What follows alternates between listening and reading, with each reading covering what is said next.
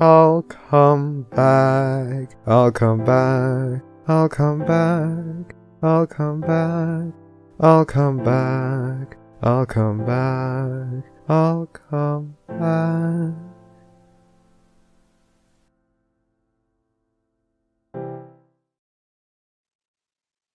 Fuck's sake. Priest, are you ready? Yeah, let's do it. Sam, are you ready? Yeah. You a piece of shit?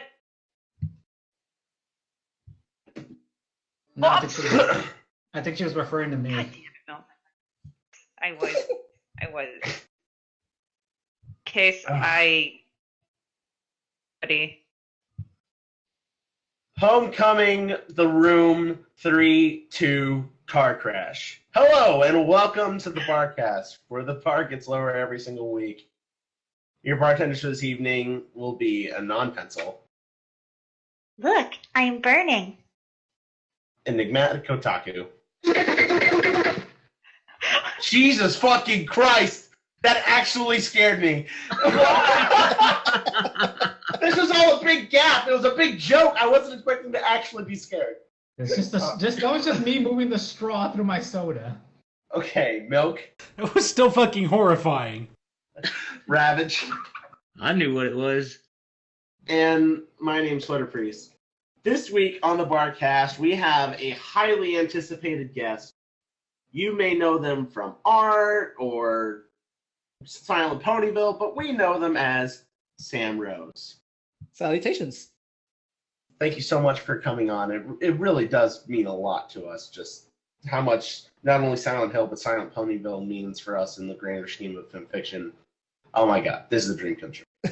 It's one of those things where, like, all these years later, I'm still surprised at just how many people both remember Silent Ponyville and, like, even today would be like, yeah, no, Silent Ponyville is what got me into the fandom. And I'm like, oh.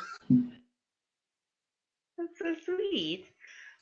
Well, that said, for those who may be tuning in just for the very first time, hello and welcome. We're a community-oriented podcast where you guys vote for the guests. We politely ask them on, then you ask all the questions, and we make them miserable from 2 hours with your questions. You can catch this broadcast live on Twitch TV /Mike Snipe, but you can also catch it on all the places like iTunes, Google Play Music, SoundCloud, YouTube, and all the other various stuff. Ask your Alexa to play the Barcast, and it won't because we aren't on Amazon, and that's not how this works. Get your shit together. 100% of all of our proceeds goes to horse rescue charities, but we'll get more into that later. The lovely Anon Pencil is probably watching the Twitch chat right now, if not. Yeah. Awesome. Then, what are examples of questions that we will not ask our guest? We'll not be asking our guests questions about where they personally live, where they go to have their job. I won't be asking them about religion or politics. You guys know the rules by this point. Don't fuck around. I don't have patience for you today. Mom's tired. She needs a fucking drink. However, we're rated R, rated M podcast, so pretty much any other question goes. We've been given the go-ahead. And we have a drinking word today, Priest. Oh my god, I need a drink. What is it, Pencil? It's silent, or silence. Some variation of that. Something impossible to have while Enigma's in the room for 100. Silence, Hey. bottom. So, that said, we have actual interview questions. Let's do the thing, and let's do it right. Number one, SamRose, who are you, and what do you do in the fandom? Well, SamRose. I am SamRose. I am the Rose of Sam. In the fandom, I tend to do a bunch of... I started off mostly with the darker side of fan fiction, obviously, with Silent Ponyville. And then I kind of, for a long while, at least I want to say 7 years, I did a blog called Motherly Scootaloo. That was pretty much my second claim to fame outside of Silent Ponyville.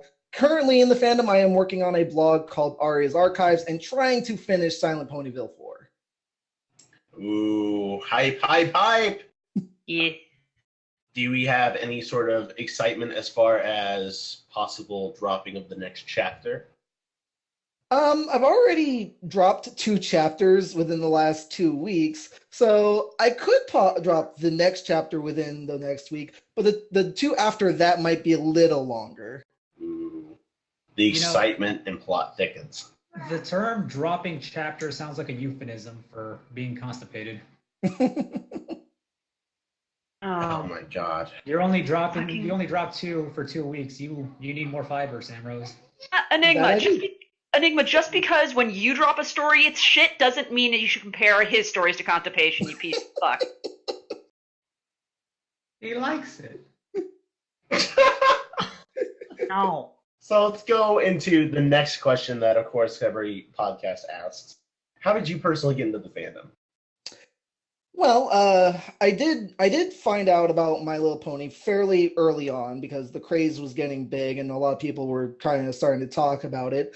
I didn't personally see the interest because I remember seeing like the original promo art and being like, that doesn't really look good from that. But then two people outside of the fandom that I had followed for a long time gave their endorsements to it, specifically the creator of the webcomic El Gunish Shive and a more personal independent comic, Akuma TH. They said it was good. And I was like, these aren't people who would normally be into things that are cute and horsey like My Little Pony. If they like it, maybe I should give it a try. And it was when I binged the series, it was the episode right before Party of One. Then Party of One happened, and I was like, well, I'm in. Nice. All right. Then, next question that we have. What do you consider your favorite part of the fandom? The online community, fan fiction, cons, music, art. What keeps you here? The people mostly. I have at this point I got a very tight knit group of people that I am super personal close friends with, and MLP was kind of what drew us all together. And as far as what keeps me continuing to create work, it's just people enjoying my work. I have always enjoyed just creating something that people enjoy, and the more they enjoy it, the more I want to create for them. Right. When you say the people, are you talking about an online group of people or an actual in-person friend group? Yes, currently they're all online, but we pretty much regularly meet up at conventions just to hang out with each other. We kind of have a running gag that when we went to Cider Fest, the recent one, we were just like, what convention? We're just hanging out as friends here. I mean, really, hanging out with people is always the best part of a convention. So Exactly. I totally understand. So, given your penchant for cons, will we be able to look forward to an appearance at BronyCon? I am absolutely going to BronyCon. We already have plans to be there for even longer than BronyCon itself. Ooh, hype. All right. The next question that we have is, there's one thing that you could say to your followers or fans. What would it be? Just do your best and always be creative. Awesome. And then last but not least, before we throw you to the wolves and we get that question out of the way, who is best pony? Sunset Shimmer. What? I am shocked. I thought you would say Pinkie Pie, I'll be honest. Wait, what was the answer? I blanked out. Bad! You don't deserve anything, Enigma. Shut up. I am a bit of an enigma in this fandom at the moment, considering, like, while my MLP is what got me into the show, I'm kind of a bigger fan of Equestria girls right now than the actual horses. Whoa, okay, hold on. This is a first. Okay, hold on. Go on, Enigma. We're hearing that he prefers teenage drama over horses. It's true. Okay, I have a follow-up question. What, in your opinion, makes Equestria Girls better than the original My Little Pony series? Or Gen 4? I've had a lot of time to think about that, and I think the main thing is just consistency. The show has a tendency to go literally all over the place and even have entire episodes where it's not dedicated to really the main characters doing anything, but what the world and the lore and all that is doing. Whereas Equestria Girls it's hard focused on the characters and them going through arcs and exploring their own characters and just like it's always about them and me loving their characters and their interactions, whereas MLP just kind of goes all over the place. And honestly, I have not yet watched anything Equestria Girls, except Mirror Magic, that was written badly. Whereas in the show, I've had so many instances of just where I'm watching something, I'm like, why am I watching this? I don't like how this is written. So what I'm hearing is you like that basic bitch slice of life. Which is funny because I can't write slice of life to save my life. Hey! I mean, Here's my you- joke. Here's what you can It's write life. featuring your favorite waifu Sunset. Just write a chat story where she can't do her taxes because she doesn't have a social security. There was a period of time where it was just like literally every single story I was thinking of for fan fiction was a Sunset Shimmer story. There's even a you know how in between the Silent Ponyville stories I would do like a shipping story. Yes. For between 3 and 4, I was even considering a what if Sunset came back but stayed back at the start of the Equestria Girls movie, and it would be a Twilight and Sunset fic. I do have to say, I think Sunset Silent Hill would be entertaining just to see what the fuck would happen there. It's something I've considered. Sunset and what would be? No, no, Sunset and not what even would like- be entertaining. You cut out a little bit. They heard me apparently. Silent Hill. Yeah. This isn't Silent Ponyville. This is necessarily like, since we're talking Equestria Girls, putting them into adult Anthro Silent Hill would be quite a time. I would have fun with it. Would you have it that at the end it's revealed that Sunset killed Human Sunset to take her place? Probably not. I'm not a big fan of that headcanon. Yay! Ponies don't kill people. The next question kills people. Do we have that question from the chat We that we always do. get? We have the question. I believe it's the other guy, as it should be. I'm going to double check to make sure that that is in fact. Yeah, actually, it's Cyberdrake 777, and he wants to know how big is your dick? I'm sorry, what? Dick, how big? 7 inches. There you go. It's like that's the most straightforward answer I've ever heard. Just everyone else just like, we one person So- measure while on cast. Like you're just like, no, 7 inches. So Sam, you beat mine by 7 inches. It's That's an very accomplishment. it's very unique. That's a Get out. Get out. We're starting off by asking questions on the FimFiction thread, and who better to kick this pig than Short Skirts and Explosions, who starts off by asking the first question, what doth life? Hi, Skirts. What doth life?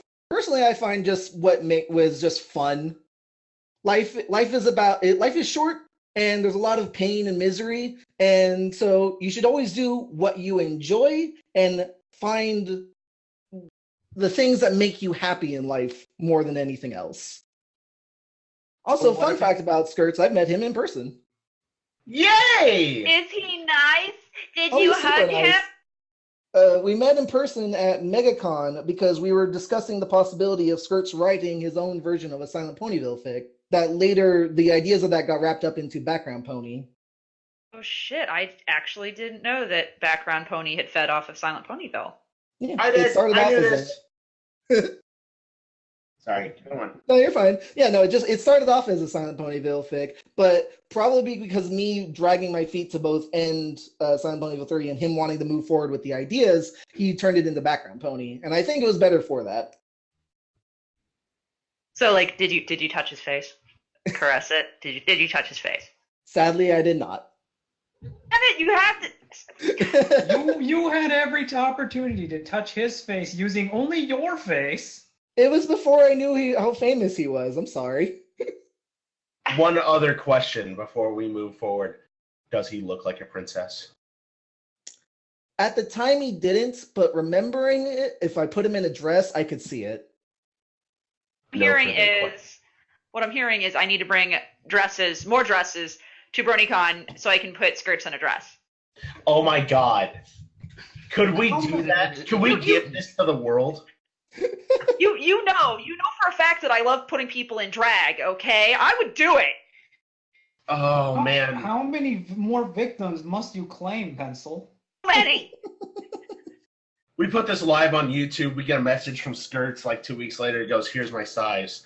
I have some stretchy ass dresses that probably fit him because I hear he's a towering human. Is that true? Yes, he was taller than me, and I'm 5'9". Towering human, but I think I still have a dress or two that could, fit him. So all I'm imagining when you said towering human was the Shadow of the Colossus, but in a dress. I know for a fact of a dress that could fit him. Anyway, sorry. All right, let's get back on track. Skirts is a favorite here, so let's move forward. Arcade Striker JK5 starts by asking, number one, what is your favorite non-My Little Pony franchise? There's two very good answers for that, but I'm going to go with the one that inspires my writing the most and is what I personally strive to achieve for whenever I'm either writing or drawing, and that's the Fate Stay Night franchise. Easily the franchise that has inspired me the most creatively and just in how I want to tell my stories. So what about, I think that's probably a shocker for the general listener who expected, obviously, Silent Hill. But what about Fate Stay Night is so attractive to you? It's a mixture of just the characters and how they interact with the stories, and then how in-depth that story gets, where there's so much to take away just from experiencing it on its surface level, and then when you peel back the layers, just how far deep into the story it goes, and then all the things that the characters themselves go through, and the personal relations, and then just how everything changes just with one or two small decisions, and you get an entirely different outcome. And it's just, there's so many things about Fate Stay Night that I just absolutely adore. The action, the romance, just the drama, just the way magic works in that world. There's so much to love. The beach episode. Always a good beach episode. So there's always the next question, and there's so many great things for you to choose from here because you're a very talented person. Have you ever done any fan-related works for non-MLP franchises? Man, Priest, I thought I was going to be the one sucking his dick. I mean, I have, but it's been a long while. Like, before I got into the fandom, because prior to MLP, I was mostly doing like a Sonic and Mario crossover comic. But that ended up dying, and then I started working on The Cult-ass blog from Silent Ponyville. That eventually died and got replaced with Motherly Scootaloo, which I then did for the next 7 years of my life. Some people got obsessively into that, and it still influences them to this day.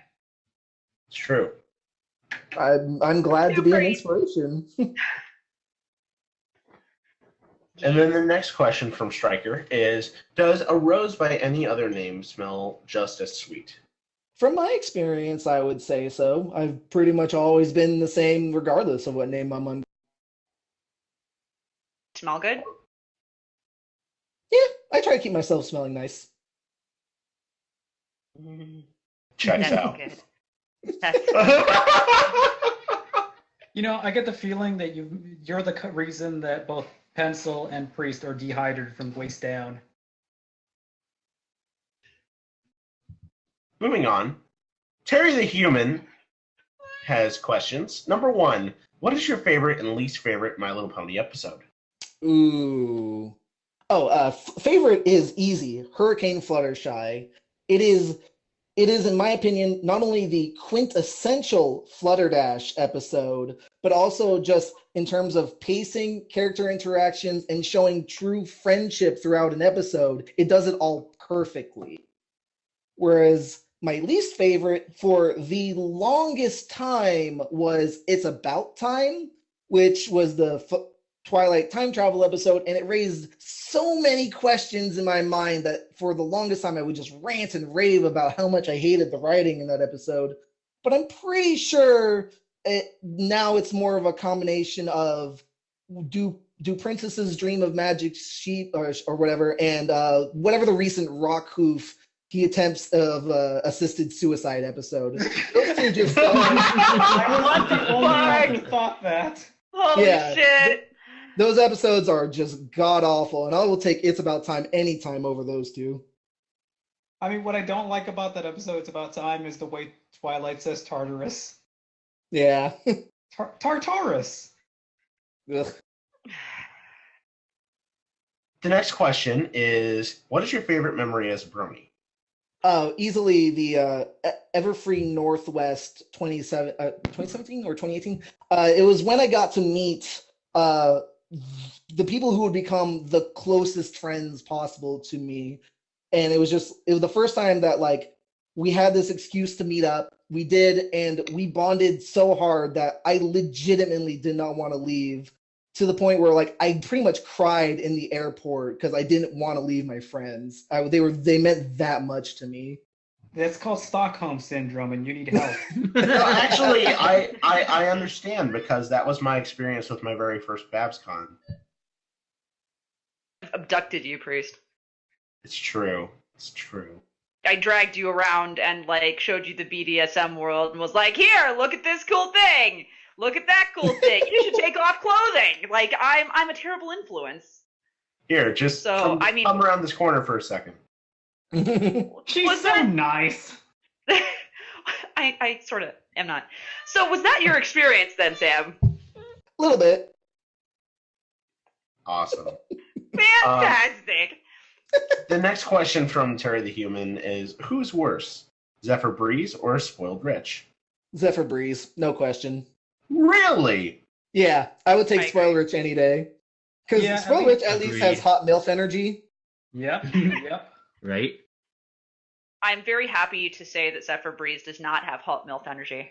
No, he doesn't. Literally, glad he doesn't. the only thing that prevented me from losing every ounce of dignity and cool and just being an angry fireball at the Zephyr Breeze introduction episode was that it was also a very quintessential Flutterdash episode. So I was just like, this is literally the only thing saving this. There's probably some sort of story out there with Zephyr Breeze and Mamarshai that makes me upset. Blech. Oh, Yes, yes, it would there make me is. no I saw effort. it in the featured a while back. Yeah. It was- Brav! I am serious. I saw it in the featured. I didn't read it because it's fucking gross, but yeah, there is one out there that exists. What plot Probably twist? Shakespeare's, please. What plot twist? Is he really Fluttershy's It dad? might have been, actually, now that you Oh my mention god, it. what the shakes! Fucking shakes if you're watching, you and your fucking incest, my dude. Holy fuck. All right. Next question that we have. What is your favorite male-female, male-male, and female-female ships? That is a hard question. Let's see. The female-female one is easy. Flutterdash. I have mentioned it several times already. What is my favorite male-female? I'm gonna go ahead and say Flash and Sunset, just because they are the ones that I want to see more of. And all the other male-female ships that I do like Rumbaloo, they do exist, but there's just this dire craving of me wanting to see more of Flash and Sunset in the fandom. And as far as male-male ships go, I actually can't think of one male-male ship I actually have. Really? I guess, yeah, nothing that really comes to mind. So I guess I'll just go ahead and pick, Caramel and Big Mac. There you go. Okay, it checks out. If you want a male ship, I can lend you mine. I'm genuinely surprised there are not more Big Mac and Troubleshoes, considering they're both like large draft horses. I'm surprised there's not more like just giant like bear male pony sex scenes with those two. Just saying. But which one is the bottom? They are both They're bottoms. switches. They're switches. Like Eorn is depressed all the time. The other just agrees with him. Yep. It's great. Consent is sexy. Yep. You wanna roll in the hay? Yeah. All right. Next question. How much of a Mary Sue is Flurry Heart? It's hard to classify Flurry Heart as a Mary Sue in my book because she's just a baby. A Mary Sue in my book tends to be like a perfect woman or male, who does everything, gets everything they want. There's no conflict in the story. If a problem shows up, they instantly solve it. If there's a romance option, they instantly get it.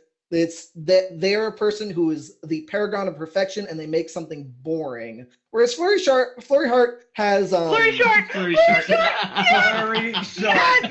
I'm now picturing her as a street shark.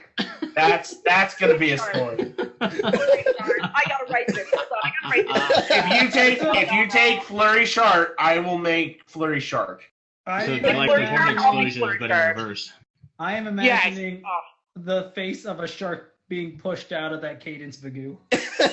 I'm really a little sorry that we interrupted you because That's perfectly fine. God. I don't know if you know anything about Priest or me, and I kind of hope you don't.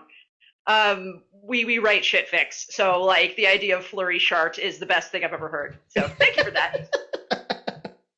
Well, you're welcome. Sharks do tend to be a reoccurring theme in my works these days, considering we have the character Dolly Dusk in Arya's Archive who was obsessed with sharks. So I've been doing a lot of shark stuff myself. Ooh. He's gonna do Flurry Shark though. I'm gonna go Flurry Shart. So that's what we gonna do. All right. Did Flurry Shark eat her siblings in the womb? 'Cause sharks do that. Probably. It's All I know is probably that- outside of the Flurry Park. Let's stop. Oh, Let's stop. Let's let Sam answer the original question about Flurry Heart being a Mary Sue. But yeah, I mean, I did pretty much answer. I personally don't see Flurry Heart as a Mary Sue. She has conflicts, she has issues, and she's just a baby, so she's just cute.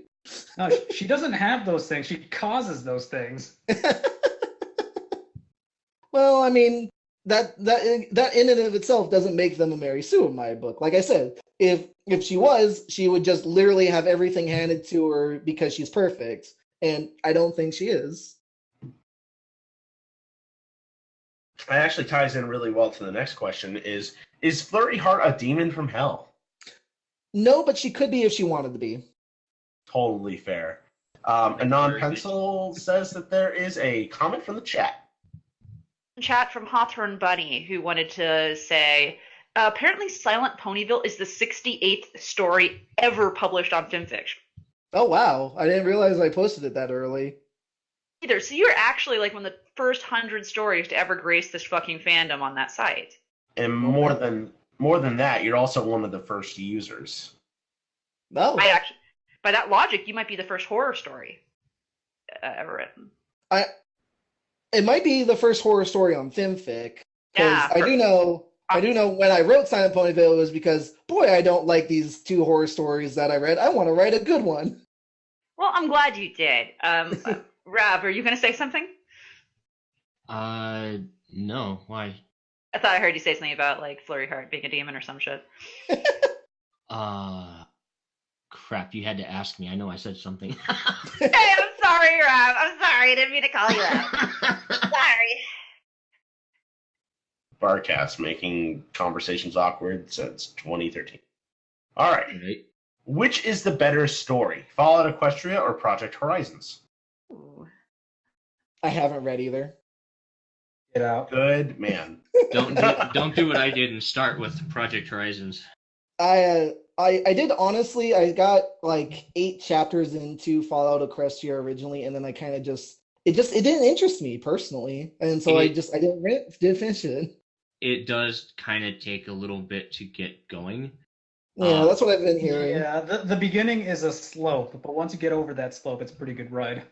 Sam, you gotta face that you're in a land of people who like suck that story's dick pretty fucking hard. So if they sense they can sucker you to be a prostitute for it too, they fucking will. I'm sure if you had picked me up for the podcast like 5 years ago or whatever, I would have had a lot more to say about my feelings, but about Fallout Equestria. But just I've mellowed out so much that I'm just like, why was I so angry at the story back then? It's a fine story. It's just not for me. I mean, we're also in this weird place in the fandom where, like, those things that happened that long ago are still incredibly relevant today. Fair enough. Anyway. Like My Little Dashie? My Little Dashie? You mean how Rob Cakron53 wrote My Little Dashie? Rob Cakron53 wrote My Little Dashie? Are you serious? Rob Cakron53 wrote My Little Dashie. And you Rob Cakron, the guy we hang out with? What? We've sidetracked so much. Let's get back to the questions. Number 8. Go to Rob Cakron's Facebook page and tell me you love My Little Dashie. Ready, go. Not Facebook, fanfiction. You get what I mean. Go. I can do both. Do you like ponies that have freckles? Yeah, they're cute. I agree with you. Yes, they are. Even a certain small, adorable, blue-haired, ringleted villainess. Yeah, I think Cozy's cute. I actually haven't seen the episode where she was a villain, but I've seen the season 9 opener, and I really enjoyed her in that. I love her. I love her and her weird, like, strategic everything so much. So all I think about when I see her is who raised her. That's a good fucking question. That is a good question. Probably. Eric is her dad. That said, who would you date if you were a pony? I guess if it was literally you can choose and they will accept no matter what, I probably would start with Twilight, I guess, just because I feel like Sunset and I while I love her, we probably wouldn't get along that well on like a truly intimate level. But I feel like I could do well with Twilight. All right. And the next question is, what do you think of Luna as a bat pony? Sounds like a cute idea. There's a picture. Probably make some good fan art. There's a picture. If you check behind the counter, you will see her. Ah, yeah, that's cute. Well, when she was Nightmare Moon, her wings were more bat-like. Yeah, I remember that. I've drawn her a few times, so yeah. You draw? Why don't you tell us? He mentioned it earlier, Pencil, but you didn't pick up on that. I'm asking him. He to, said like, he had promote. I'm trying to get him to promote himself. You little shit. Yeah, no, like I said, my current webcomic /S blog is Aria's Archives on Tumblr. So it's ariasarchives.tumblr.com. That's awesome. We'll have our intern get a link to it for the chat. Alex, go get a link! Thank you. Yeah, and if anyone from the past was aware of Motherly Scootaloo, Motherly Scootaloo did come to an end. So if you were waiting for it to end to go back and read all those archives, you can do that now. Good information to have. And now said, we're going to go to Sunbro for Life, who starts by asking, what is your favorite video game? Final Fantasy VI. What? Whoa, okay. That's What? the fastest answer we've ever had. So all this tells me is that he really likes those emo gun sword things.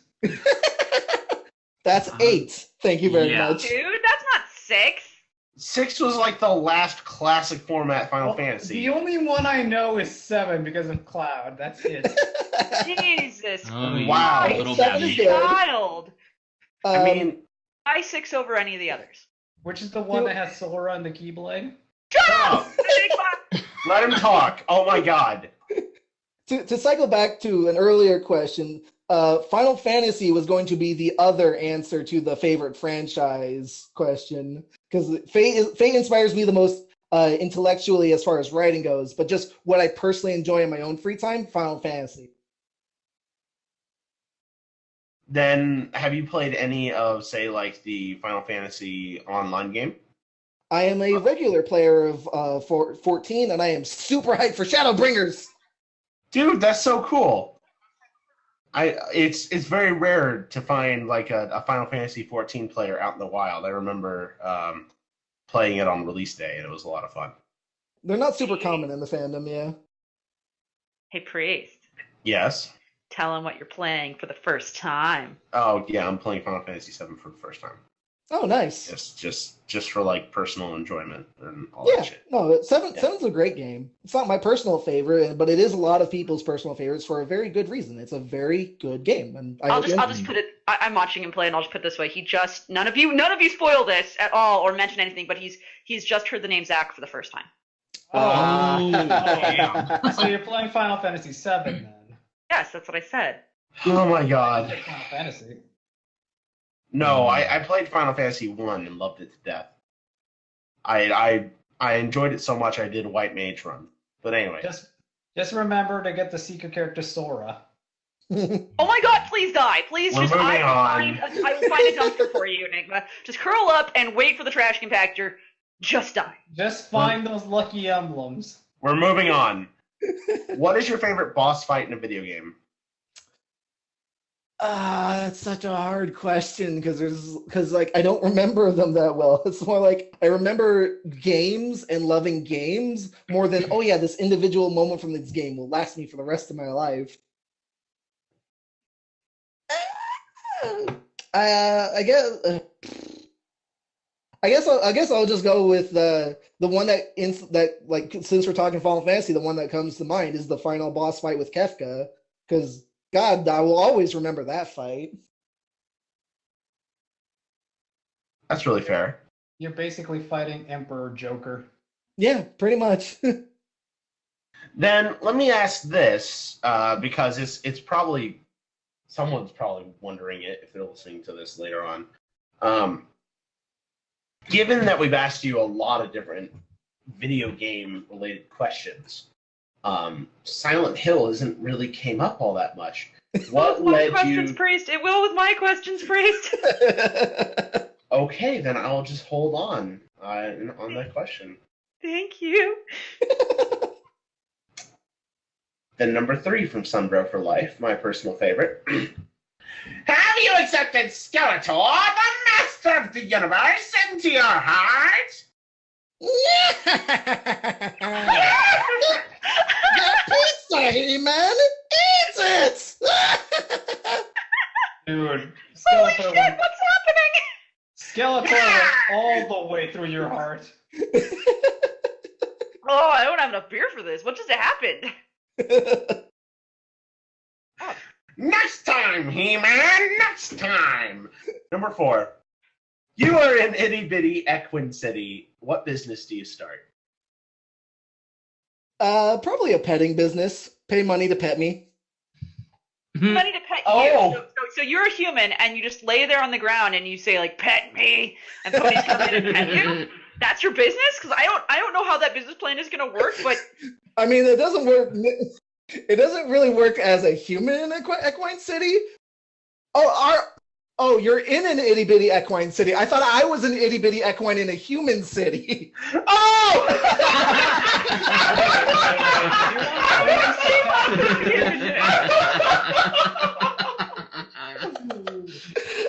Oh dear God. No! Did they, like, stomp you? The human petting zoo is literally the greatest idea I've ever heard. I want this. I want to write this. Can I please write this? You can hoof feed Anon. I want to write this. Can I please write this? Anon deserves to be hoof fed. Yeah, go ahead. It's little candies and you Oh pecks my them off the ground. Please just let me edit it, please. Write it with me, pretty. Come Yes. along, tiny human. This is no place for you. All right, It's gonna be great. last but not least, number 5. Do you even praise, bro? If you could see me, I would do the sun pose now. Hooray! Praise the sun. Aw, he's gonna love you for that. Good job. Now we're going to Paul Asarin, renowned reviewer on FimFiction. It's true. Number 1. Having read and reviewed all of your completed Silent Ponyville stories and a few more of the more recent non-Silent Ponyville stories, like Something Happened, I've noticed a drastic improvement in the quality of your writing over the years.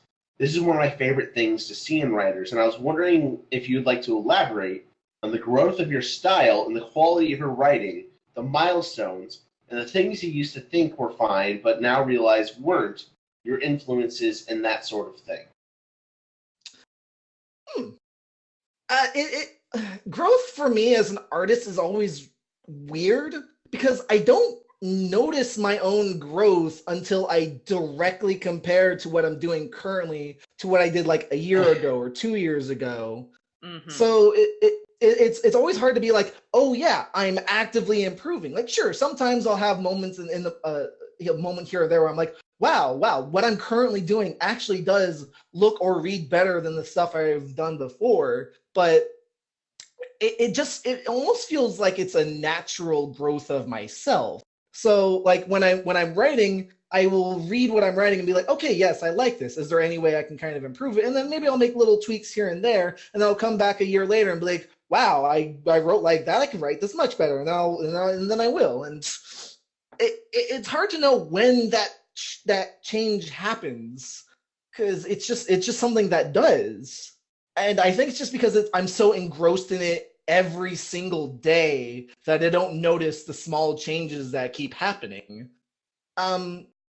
As far as like things that are like influences, I just look at, especially when it comes to writing, my favorite stories on FinFic. I will look and see how they write their stories, and I'll try to emulate them in my mind while I'm writing, and be like, okay, does this read well? Is this information that is pertinent to the reader? Is this not? If not, how do I change it so it is? And just like, and that's just how I've improved myself as a writer. Just getting things out, like especially something like the story "Something Happened." I wrote that within 24 hours for the last day of a Flutterdash contest, and it was something that I had a story I had in my mind in a while, and I just had the sudden inspiration to just literally type it all out as quickly as possible and just get it up on the site with like minimal editing, and people seem to really like it. So it was just sometimes it's just something that comes from deep down within me, is that my own natural improvement just flourishes and I don't even realize it. Awesome. Then this naturally leads into number 2 by Paul. Why did you not finish Silent Ponyville 4? The people demand it! What the hell, man? It's true!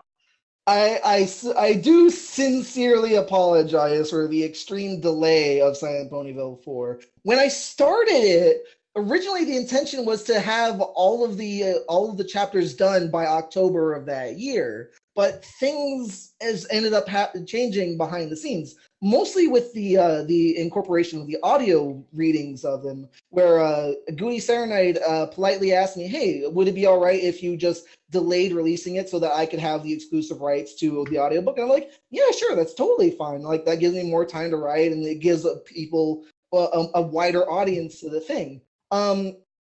After that, things just kind of slowed down on both our ends, and I lost a lot of inspiration for writing for a long time because I was just so focused on my art. But like, I was always in the back of my head, like, I want to finish Silent Ponyville 4. So that's why I finally started updating it again this year with the intent that I want to get it finished by this year, come hell or high water. I will force myself to get it finished, and I will make sure it is good. I totally understand that mindset, and I wish you the best of luck, especially as someone who has not completed a fanfic in 6 years. Well, good luck to you too, then. Alex _ Pencil. I was going to say, Priest, you've completed many fanfics within that time, but there's one. There's one. Yes, correct. Alex _ is up next, our favorite intern. Number 1, what is your favorite flower? Is it too obvious to say rose? I'm not much of a flower person, honestly. Whenever you say flowers, roses are the ones that come to mind. Now, roses that are in full bloom, or roses that have not yet fully unfurled their petals? So many things on this. I probably prefer the look of the unfurled ones more, but the curled up ones are the ones you see most often. So both are good. Roses smell better. Open roses almost ready to die smell amazing. They're fantastic. You should go smell roses. Everyone should smell more flowers. I'm done. Go and smell the roses. Number 2, what is the thing you most regret putting in your mouth? this would probably be a childhood thing when I want to say I was like 6 or 7. I was minding my own business in my room, and I was probably reading something, and my sister and her friend came in with like a plate of goldfish, and I was just like, "Here, Sam, have some goldfish." I was like, "Okay," so I just took a handful of goldfish and I popped them in my mouth, and they ran out of the room giggling, and I was like really confused until I'm pretty sure I bit into something that was poop. I think they put cat poop in the goldfish. What the shit? Jesus. Literally, what the shit? Why would you do that to someone? I don't know. She was like 5 and thought it was a funny prank. I am God, all of a sudden wow. very happy to have not had sibling. I love the fish just because they're so delicious. Anyway. It's the snack that smiles back. Poop fish. Number 3. How does time work? I'm no scientist, but I do know space-time is a thing, so it's relative. The further you are, the closer you are to a massive object, the faster time tends to move and/or slower as well. It's really confusing. That's kind of how it works at cons too. So Exactly. Let's be fair. Where does the time go? Time is an illusion. It is not linear like you think. We only perceive it as such. Exactly. It's very timey-wimey. I know. Serious, I know physics. Just because I'm the town idiot doesn't mean I don't know things. I watch a lot of science videos on YouTube. Enigma, I've listened to you falter stand how to send a letter in the mail. I will now be using this short reprieve to remove my pantaloons. Do I need to start like taking over streaming for a while? Oh, okay. Shit. We'll talk about it off air. Welcome back. I have no idea where we cut out, but we're back here. And goldfish. I was just telling Alex to get good scrub and that yes, goldfishes are a real cracker. moving on to the next cracker. Muggany. Wow, that's really bad, actually. That's not a good transition. Bad priest. That was priest. I mean, I'm a little ashamed. Really bad. I'm a little ashamed. Muggany's up next and says, "You are cool." Aw, thank you. Did we ask yay or nay? I might have missed that. Yeah, we missed that. I said yay. Hey, that's what it was. I thought you were just saying yay. I guess I cut out, and I was like, oh, good, he's happy. We're doing something right. It's better than just silence. By the way, drink. Hawthorne Bunny is up next, who asks, "Where did the idea for Motherly Scootaloo originate?" Oh, that's an interesting story. So essentially, I used to be in a stream with a guy who was working on Silent Ponyville, the game assets, and Short Scripts and Explosions was there frequently as well. So the three of us were talking, and the streamer was a big fan of End of Ponies, and so the two of them were big Scootaloo fans. And I was just like, oh, I know, I'll do a Scootaloo story too, so that I can be part of the Cool Kids Club. And then I was like, what kind of a story could I make? And then I don't know why. Oh, I was looking through Tumblr blogs, and I read a blog called Pregunta Scootaloo, which I confused to mean pregnant Scootaloo. Fucking oops. And when I saw that wasn't what that blog was about, I was like, oh, I can make like an interesting like Juno type storyline of Scootaloo dealing with underage pregnancy. I'll call it Pregnant Scootaloo. Oh my. I did not realize how that came off at the time. And for a good while, I was like, why are people giving me weird looks and reactions to this? It's just a teenage drama of underage pregnancy. Oh. Oh. So, a year later, the moment Scootaloo gave birth to her baby, I changed the name to Motherly Scootaloo to better reflect what the story was about. Totally fair. So, for those of you who don't speak Spanish, Pregunta Scootaloo literally translates to Ask Scootaloo. Yeah. That's some Peggy Hill Spanish right there. It kind of is. You actually brought up something that I'm gonna look at Pencil aggressively as I ask this question. You mentioned the Silent Ponyville game project. Wait, it's one of my questions. It's one of my questions. Okay, then we're gonna move on down. Number Thank 2. you. Which part of Motherly Scootaloo are you most proud of? It might be kind of weird, but like I'm most proud of the time glitch arc towards the end where Scootaloo sees her mom again. Like I think it's the combination of the writing in that part being so good after all these years of just building up to it, the art being like an almost culmination of my art building up to that point, and just what it meant for the series as a total, as a whole. Just like there's nothing about that arc that I don't love, and it feels the most like this is a SamRose storyline through and through right here. Oh. Awesome. Number 3. How difficult was it to create turnabout adoption? Have you done anything like that before? Turnabout adoption is interesting in that it was sort of like a year-long project, but it also wasn't at the same time, because I wrote the script, and writing the script was fairly easy because I kind of knew what I wanted to happen, but writing a court case style case is a little hard on its own, because it's just like you gotta know what happens, but then you gotta work backwards from that to kind of deconstruct everything in a way that keeps it enigmatic to the audience, and then they gotta pick up the pieces and go like, oh, so that's what happens. As for how difficult it was to create, it actually wasn't that difficult. I found a Phoenix Wright engine online that had incredibly simple instructions on how to program it. It was just like, okay, when you want this sprite to show up in this scene here, type this in. I was like, okay, and then you just type in the dialogue, and then when you want to present evidence, put in the command present evidence and stuff. So it was just a matter of creating the assets at that point. And I pretty much spent like 1, maybe 2 weeks total creating all of the assets in that game, putting it together, and then putting it up online. The script to the game was just this long delay of slowly working on things here and there until I basically made myself crunch. And as far as had I done anything like that before, I dabbled in like RPG Maker games for a long while, but nothing that was like what Turnabout Adoption was.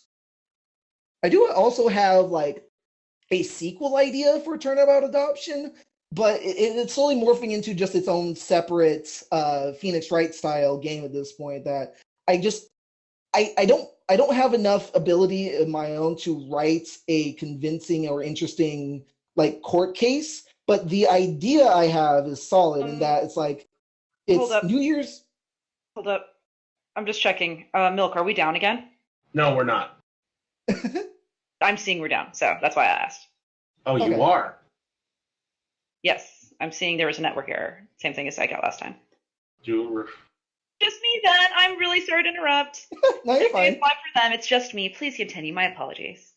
But yeah, the basic premise for this Phoenix Wright style game would just be like it's New Year's Eve, and it's about to turn to New Year's, and Trixie's putting on a show for the town, and so there's a bunch of fireworks, and then as it hits midnight, she disappears from the stage, and fireworks go all off from the stage, and then suddenly a body falls down onto Trixie's stage, and everyone looks up to see in the night sky, silhouetted by the fireworks, is the mysterious ne'er-do-well. And then the next day, Trixie's been arrested for murder as the mysterious ne'er-do-well, and you have to solve why she isn't the murderer and what's going on with the costume and all that. I want to play this game. I want to make it. I need to get I need either help or honestly, I just need help with the writing, because just getting the murder to make sense. Hi, my name's Anon Pencil. What the fuck do you need? Will there be Also, there is a particular game engine called Twine that I've experimented with. It's a really, really simple visual novel / create your own adventure type novel maker that allows you to basically create a game with a story already written. All right. So if you have the writing pretty much done, it's pretty easy to turn it into a game. However, if you need writing done, hi. Tell you what, I'll DM you after all this, and we can probably trying to think of hash something out for it. Yeah, like I can shit out a 3,000 word story in a day, easy. So okay. let me know. That sounds fun. For this game, where there'll be segments where you look for evidence. I would want segments where you look for evidence in this one. Yes. Not a problem. I've played Phoenix Wright. I'm very fond of Phoenix Wright, so we good, bro. I am as well. I love Phoenix Wright. Let's move forward because we only have so much time here for you. Objection! Fuck you. Number 4. If only that actually happened in the game. What advice would you give to someone looking to create their own Tumblr comic? Your own Tumblr comic. I guess just simply have an idea that you want to explore. The biggest thing that I see a lot of starting people struggle with is just like, oh, I don't have any questions, so I can't answer anything. No one's interested in my blog. You kind of have to build up interest in your blog. You can't just assume that you've created one, now people are going to come to you. If necessary, ask yourself questions on Anonymous to get the story going. When you build up your own interest, people will come. If no one's coming, just tell something of a story without directing to questions. People are interested in interesting ideas, concepts, or characters. So present something that people will be interested in and they'll continue to come. And as long as you're dedicated to that idea, you'll go far. I also imagine that there's a level of advertisement. Like you actually have to get people out there and show, hey, this blog is a thing that's happening. You can't just expect people to just randomly stumble into it. Yeah, tag your S blog, and it's a lot easier if you're tagging it with a character that people are searching for. If it's not a character that people are searching for, tag the franchise. Say MLP, My Little Pony, Friendship is Magic, all that stuff in your tags. People will find it if they're searching for those tags. Like I would imagine it would probably be easier to do, like a Luna-esque blog as opposed to, say, an OC. Yes, easily. Yes. All right. Then number 5, is there anything you'd like to see happen in Generation 4 before it ends? That's a good question. Honestly, nothing really immediately springs to mind. And it's like I have had time to think about it. It's just pretty much everything that I've personally wanted either did happen or is impossible to happen at this point. So it's just kind of like I just let the show do whatever it wants. And honestly, I kind of prefer it that way. As a creator myself, I prefer to see what the creators want to do as opposed to what the fans want the creators to do. I know what I'd like to see. If you say dragon tits, I'll punch you right in your dickless crotch. No. Within the show. Okay. I would like to see one of the main 6 get into a romantic relationship, because we've never seen that from them. Ew, no. I didn't know. I just want more Autumn Blaze. I do actually want more Kieran, I'll be honest. I want more Kieran. Don't let them be a throwaway species. Anyway. It's damn such a great song! It's such a good episode!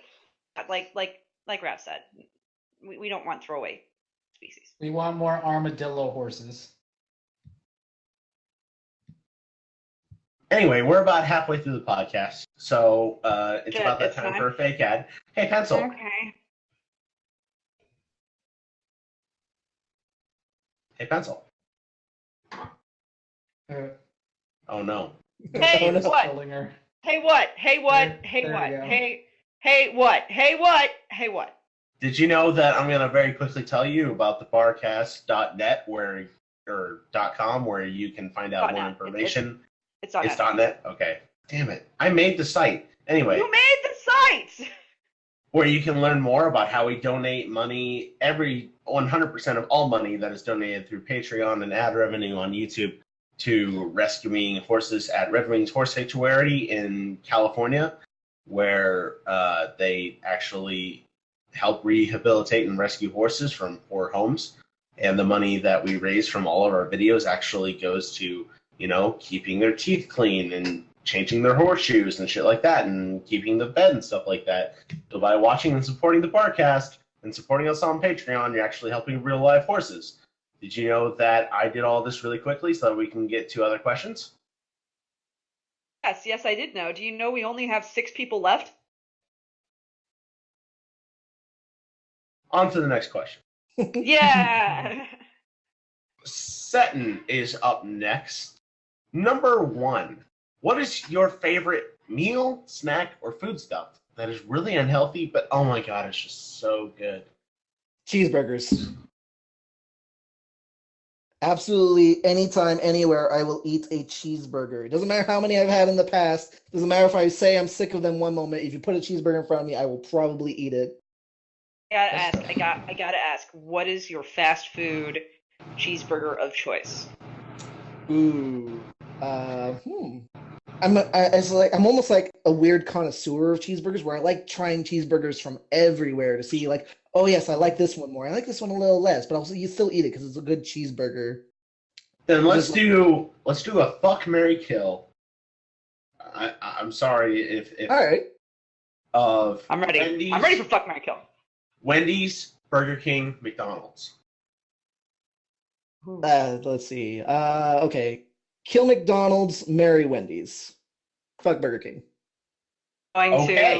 You're going to give the king the D, I see. Yes. He's on to something, because I like how Wendy is sassy on Twitter. Sassy Wendy. Sassy Wendy's great. I love Sassy Wendy. Have you had the pleasure of eating at In-N-Out? I believe, yes, I've had the pleasure of eating at In-N-Out now. I went to Arizona like a month or two ago and I had In-N-Out there. What did you think? And did you order the basic burger, or did you up the ante and get one of the special secret menu burgers? I didn't know about the secret menu burger, so I just got a regular burger.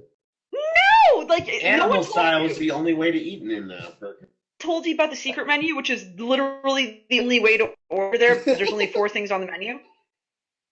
Well, I was just like, I did enjoy their burger. I'm not a big sauces guy as well, and I did try the In-N-Out sauce, but it was like a mustard sort of mayonnaise based sauce, and I'm just like, yeah, it is. I'm not big on mustard. I'm really not. It's similar to a Big Mac sauce, but without as much pickle. Yeah. No, if you're giving me a cheeseburger, it's the patties, the cheese, lettuce, tomato. They'll give you caramelized onions, you know. Hey, if you're not gonna eat that sauce, you can just toss them my way. Put French fries. They'll also put French fries on the burger for you. That's fine. They don't put on the burger. They will do shit. You just have to know the secret words. As high as you fucking want. Like, if you want to do an 8x8 and you just say, I want an 8x8, that literally means like they're giving you 8 pieces of meat and 8 pieces of bread and 8 pieces of cheese. Oh, wow. I can do that. You can get you want an 8x8 when you're here next? I kind of want to do that and then film it for Barcast. The classic is 4x4 animal style, so I suggest doing that. Oh, that's kids play. That's kids play. Anyway, I would like a stroke on a plate. We could talk about burgers literally forever because I have so many opinions and so many questions, but let's move on. Yes. Number 2. What is the biggest or weirdest fear that you have? Oh, God. Biggest is definitely heights. Because my God, heights just do bad things to my mind. And it's just like, even it's like not even just me experiencing the heights. If I see someone else experiencing heights, that can fuck me up. Like, it is such an issue to go to a mall and have it like have a 3rd-story balcony that you can look over and see all the way down. And if I see someone near that ledge, I will start freaking out, need to look away and move to get them out of my line of sight. Actually worse than me. Like, these guys know I'm afraid of heights. You're actually worse than me about heights. That's impressive. Yeah, Like- no, I don't know what it is. It's just severe anxiety whenever I see someone near something that could potentially be a life-threatening drop. Meanwhile, I'm the opposite because if I'm at the bottom, I can't look up towards the sky without feeling anxious. Because I feel like at any moment gravity's gonna invert and I'm gonna fall into the sky. Common, actually, Enigma. I've met several people who have that feeling, so you're not alone, and I'll look more into that phobia for you, like legitimately. So that's not that unusual. Can you imagine a Pegasus with that fear? Right. So Fluttershy? Yeah, it's good. Yeah, I was gonna say Dibs on that story. Everyone else has story ideas this cast. I That's call why dibs she on has. this one. That's why she has such a short ceiling. Anyway, Priest, you have Flurry Shark. moving on. Number 4. Wait, no, number 3. Why is bag milk the best milk? Because you can cut a hole in the top and pour it into a plastic container. But they don't. You know that they don't, right? I'm aware that they don't, but they can. They don't. Instead, they take the whole bag and they pour it out of the bag using a plastic. Do you know what they do? Have you seen? I've seen pictures on Tumblr, and it's very weird. Isn't it distressing? Like, why not just put the milk into the pitcher, right? Yeah. Or just put the milk in a Ziploc bag so you don't have to keep cutting the corner. But why put it in a pitcher? Just pour it into the pitcher. I've clearly only had good experiences putting things into liquids into plastic bags, because that doesn't spill everywhere all the time. Like, why would you take a plastic bag, cut a corner off the plastic bag, take the whole plastic bag without pouring it, put the plastic bag into a pitcher, and then use the pitcher to pour the milk out of the plastic bag that it is still in? That's all. These directions were too confusing. My dick ended up twisted around the ceiling fan. Don't understand why Canadians do this. Canadians are weird. The Chinese do it too. Listen here, Ed. Even worse, the I got Chinese that had a fucking recall with reference. fiberglass in theirs at one point. High five. Canadian turkey basters. Okay, pause. We're off the rails. We're allowed to be off the rails. We're allowed to be off the rails, and we didn't actually get to part of the question I was curious about. He gave us his worst fear. What about your weirdest fear? I honestly have no idea. I don't like heights. Just is instantly. I get that one. I don't really have a lot of fears outside of that. Really? So you're. Yeah, I don't know which one would be weird. So if you like had to punch a scorpion in the face, a giant ass scorpion, you wouldn't be scared. I would be hesitant because I wouldn't want it to sting it, but it wouldn't be something I would be afraid of because it's something that's scary. It's something like I don't want to be poisoned or injured. How would you feel about being locked in a coffin full of wasps? That sounds like they're gonna sting me instantly, and it would be terrible. But it's not something I'm gonna get like anxious or be like, oh my god, I'm gonna break down over it like I do heights. We had a guest that I tell this story because I still am in disbelief over it. We had a guest. What's your weirdest fear? They said coffin wasps, and we went, what the fuck is that? And they explained that they have an irrational fear of being buried underground with a tube into a coffin, and then someone filling the underground coffin full of wasps. Now I'm just imagining the bee scene from the Wicker Man. Yeah, no, but I was like, what? They were like, yeah, I have nightmares about this frequently. I was like, what the fuck? That's really specific. That is very specific. Why don't you kind just of want wanna a see- wasp hole?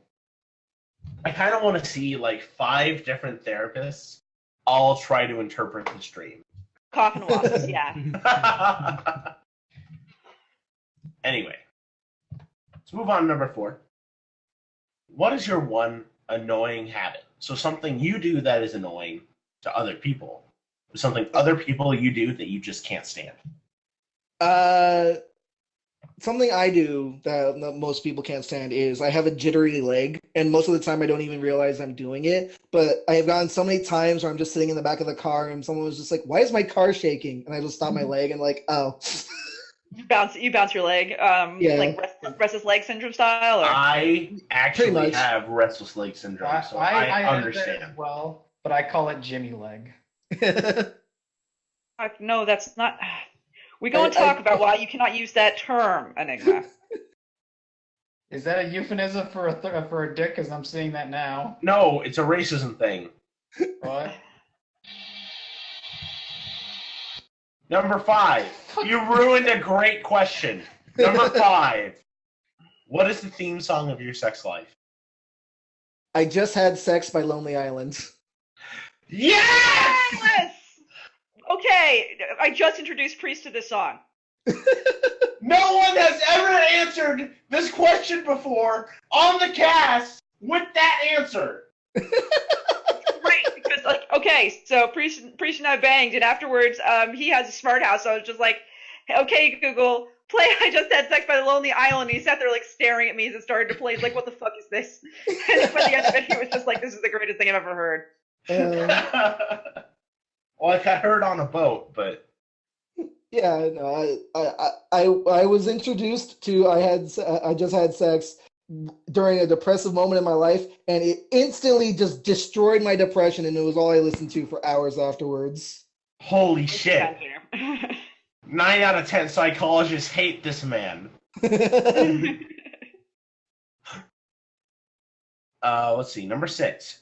Do you watch anime by chance? If so, what are your favorites? Oh my god. Yeah, I do watch anime. I haven't watched a lot of anime this season, but I'm honestly very picky about the animes I do watch. I'm always like, I kind of like pick and choose the ones that have interest to me personally, even though and it's not always the ones that like are the super popular. Everyone is watching them. Just like, oh, that's an interesting concept for me. Obviously, I watched every single Fate Stay Night anime.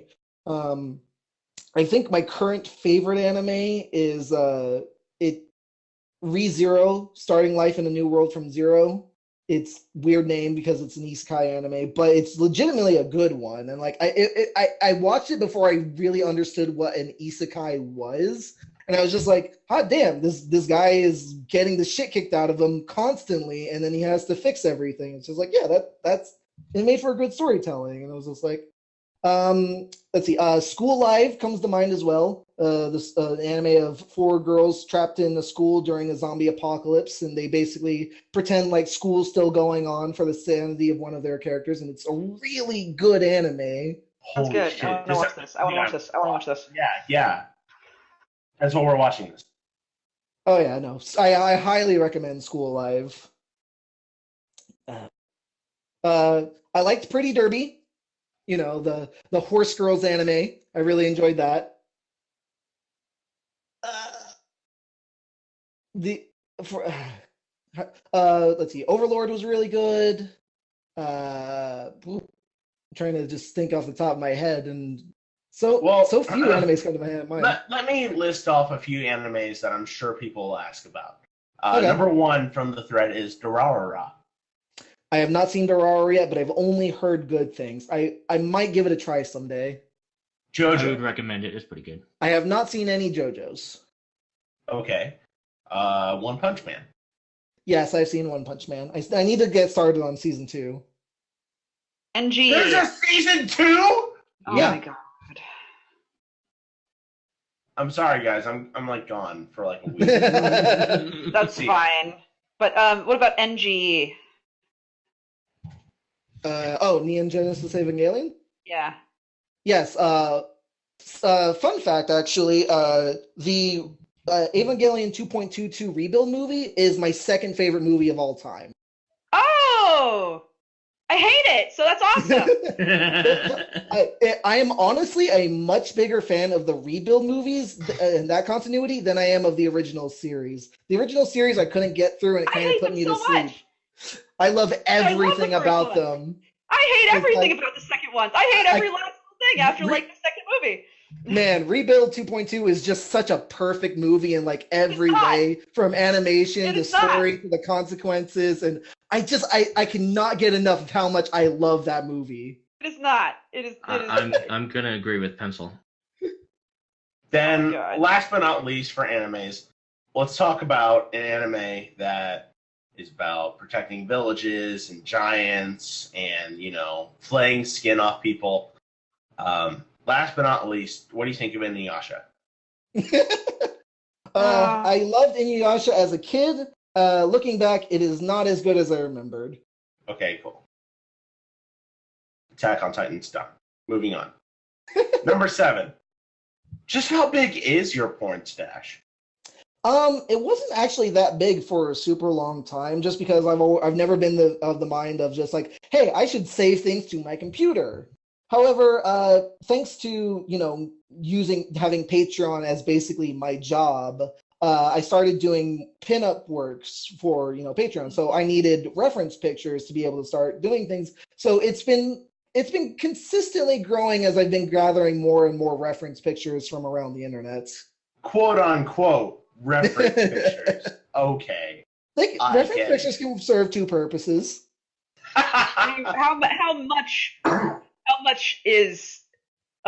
What percent of your computer is referenced pictures?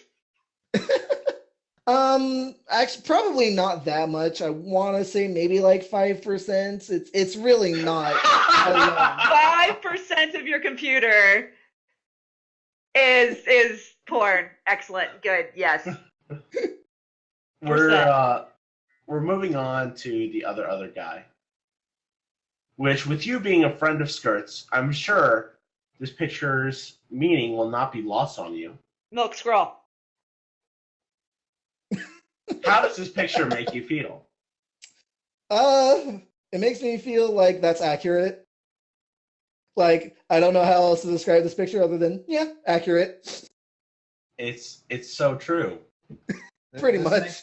This makes me think that Short Skirts was a cast member of Zaboomafoo. No! You don't know about his lemurs? Oh my god! Lemur. It's also not the same type of lemur, just so you know. Well, that's a ring-tailed lemur.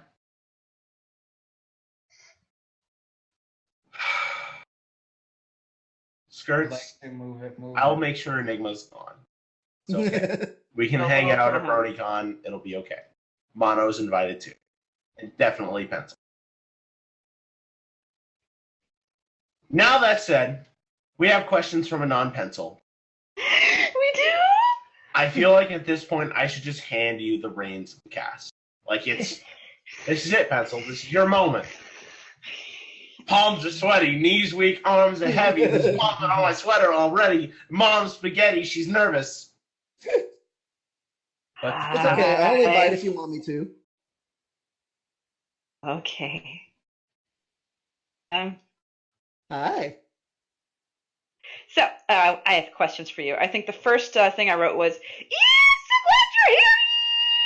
glad you're here! For much longer than that. We'll stop there. Gotta ask. I know this is kind of an elephant in the room in a lot of ways, but exactly with the Silent Ponyville game adaptations, and are there any signs of them continuing or getting finished? All right. So the Silent Ponyville games was kind of weird.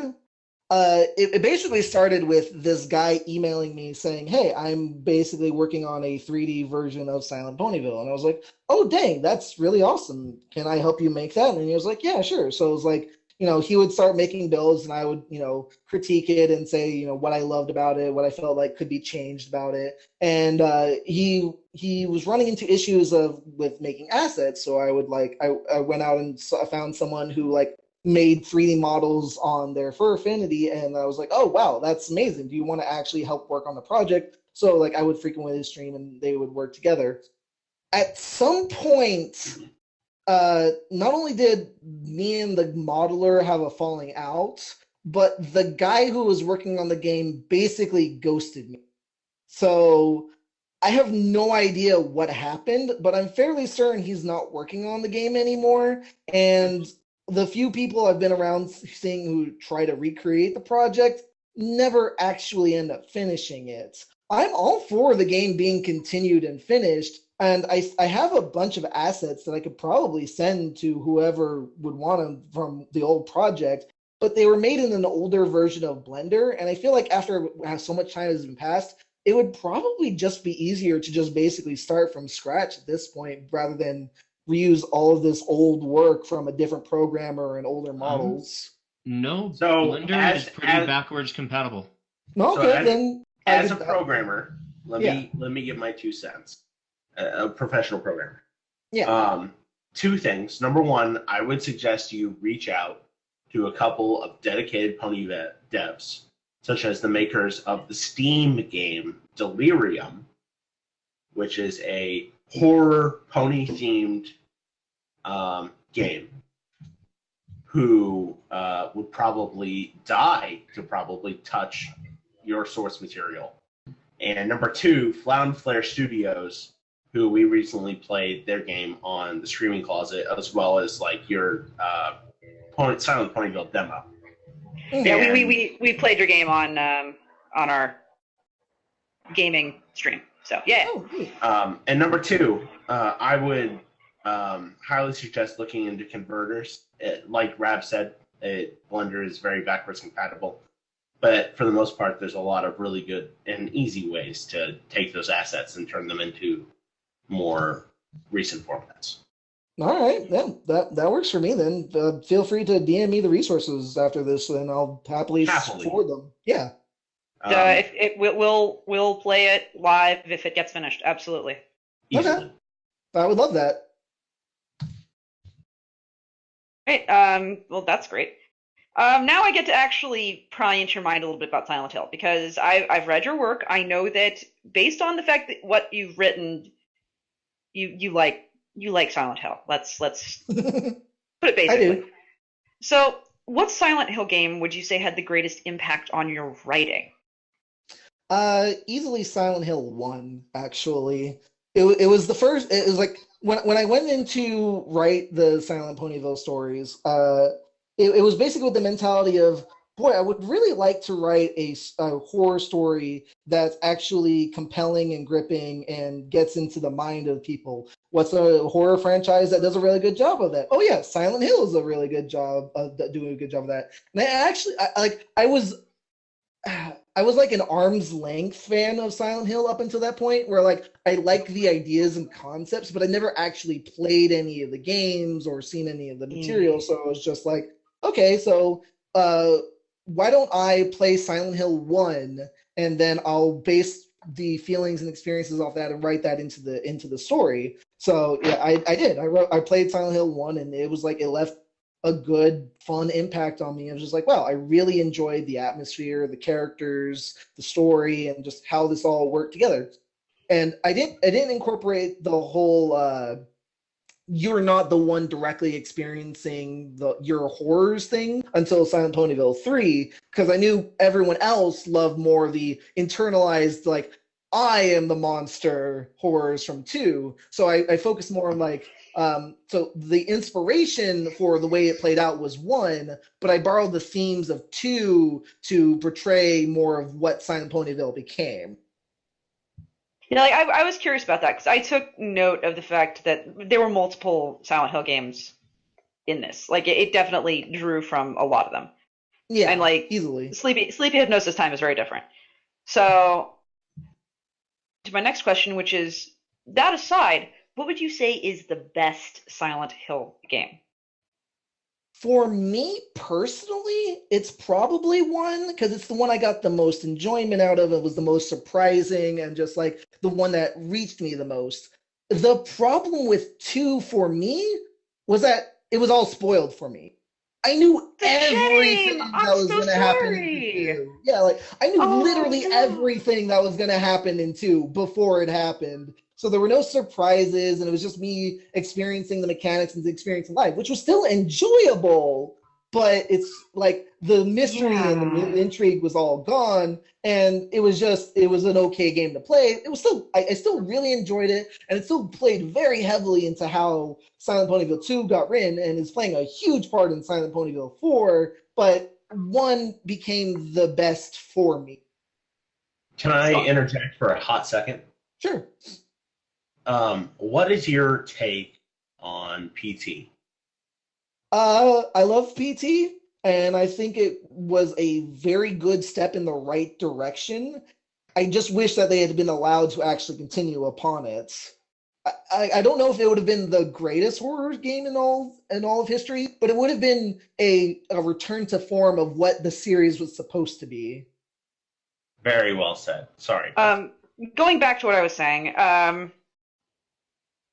how was it spoiled for you? I have to know so I know who to kill.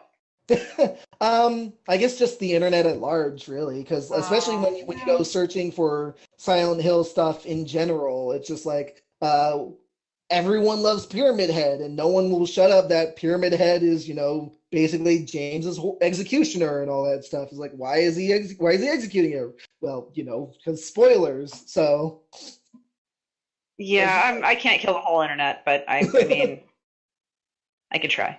yeah, definitely large part the Silent Hill Wikia, which I referenced several times while writing the story, but just a lot of things from outside of that as well. Just a lot of resources that led to me knowing basically the whole story.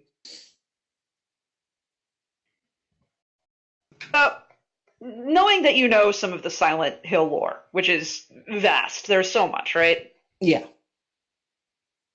I asked the question, if you personally were sent to Silent Ponyville or Silent Hill somehow, what do you think it would be like for you personally? It's a very difficult question because it's hard to imagine myself in this scenario because I don't consider myself as someone who's done really horrific things in my life. Sure, things I regret, but nothing that was just like a sin to have committed. So having monsters that reflect my inner nature, just I don't know what that would look like. I don't know what that would look like. It would probably be a lot more accurate, easier if it was a Silent Hill 1 situation where I'm going after someone that I genuinely love and would do anything for, and their horrors are coming after me. I probably have an easier time imagining that than what my own internalized horrors coming to life would be like. Everyone has that like self-saboteur. Everyone has that person inside them that wants to ruin their life, that like it is the thing that makes you fuck up your life. There would probably at the very least be sort of like a dark SamRose somewhere sabotaging me in some way. I could easily see that, just like a manifestation of my depression. Yeah, I could easily see that. Oh yeah, a manifestation of depression would make for some stupid, interesting Silent Hillness. Like some sort of self-saboteur. That's literally undoing the work that you've done after you've done it. He's just running around making the buildings you're in taller. Oh yeah, there's to be so much heights. Like you'd walk out expecting to be on the ground floor, and you would not be. Yeah, that's true. That would very much so be a thing. Well, now that we're done creating your own personal hell, have you ever had a pony-related nightmare? And if so, please tell us about it. I've had so few pony dreams, honestly. Like I've been in the fandom since season 1, but I can only vaguely remember having even one pony dream, but I don't remember what it was about. I just remember there were ponies in it. I'm not a big pony dreamer. I'm unfortunately, they've affected my life deeply, but not to the point where they're in my dreams. Nosy and ask, so what's the weirdest nightmare you've ever had then? The weirdest nightmare that first comes to mind was just it's extremely short because it's just like I remember having a different nightmare, but I don't remember what that nightmare was about. Waking up in bed from it and being like, oh, well, that was a bad dream. Turning over and then basically seeing a shadowy form of myself laying next to me, staring at me, and then basically everything moving in slow motion as I just kind of sit up from bed and being like, what the fuck was that? Shit.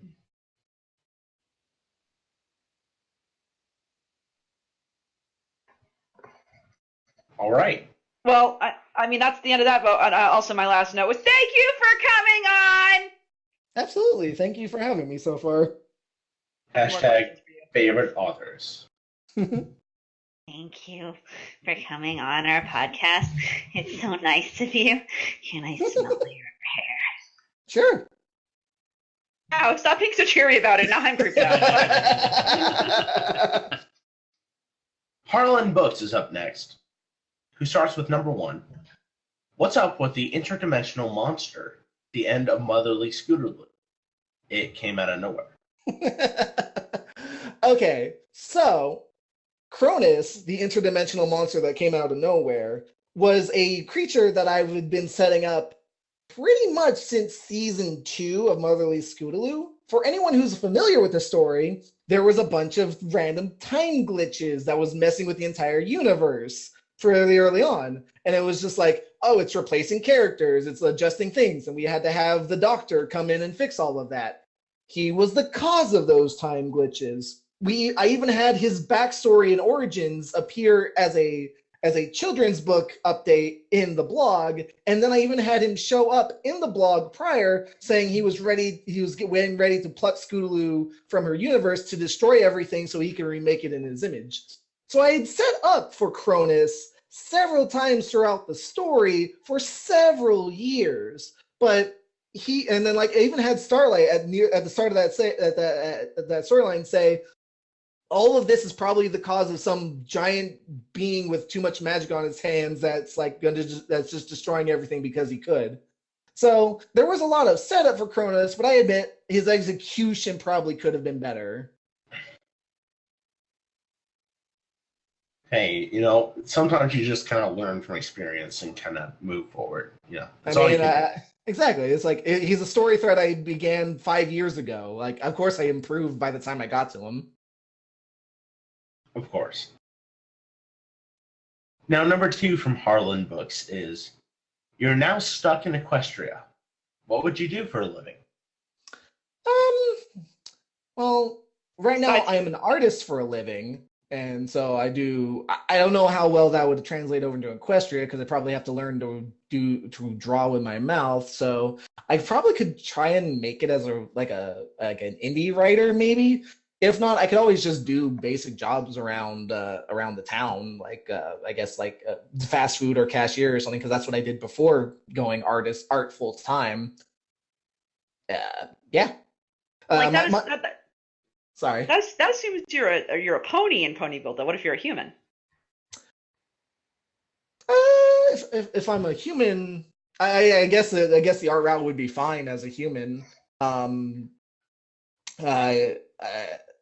I don't know what I would do as a human. I get delivery comes to mind for some reason. Like, that'd be easy. I know the pony Sona I have that's featured in your little par. He's a monster hunter. He hunts monsters for a living to protect Equestria. But if it was me myself, the real me, I wouldn't be able to do that. So I guess I would just do whatever was available and try to keep art as my main thing. I don't think Fluttershy would appreciate you running around carving monsters.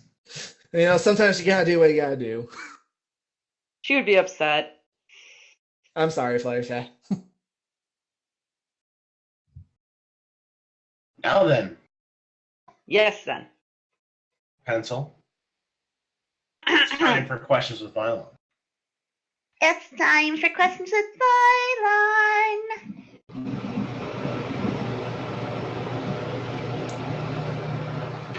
SamRose.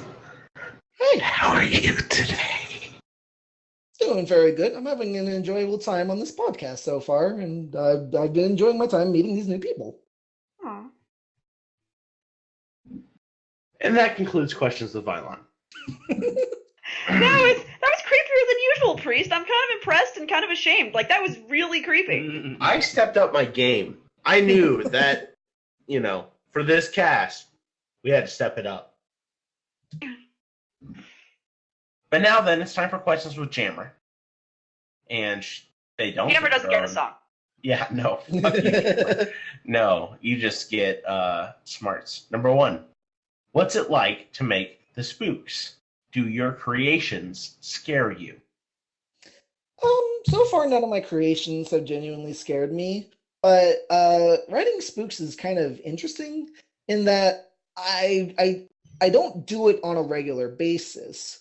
And I think that's the main difference between me and other horror authors, is where they write horror all the time. I write when the inspiration strikes me, and I write about things that, while writing them, they don't scare me, but if I were to experience them, they probably would terrify me. So it's a lot easier to write the genuine fear of a situation when it's just yeah, these fears are something that would really get to me or bother me if they were happening. And I feel like that people react to that better because they feel it themselves. Totally fair. Then we're skipping straight to number 3 because number 2 isn't something that exists. Oh, well, that's dark. It's time to talk about Thing Pone, which I'm sure you're likely aware of John Carpenter's The Thing. Well, Yes. of course, the pony world has turned the Thing into a horse. Ah. Would you hug Thing Pone? Would you tell them every little thing is going to be all right? Would you kiss them goodnight? And last but not least, would you stick your peener in it? Probably gonna say no to all of these questions, just because I get the feeling that interdimensional mass murderers who want to feed on humans are generally not things you should hug or kiss or put your peener in.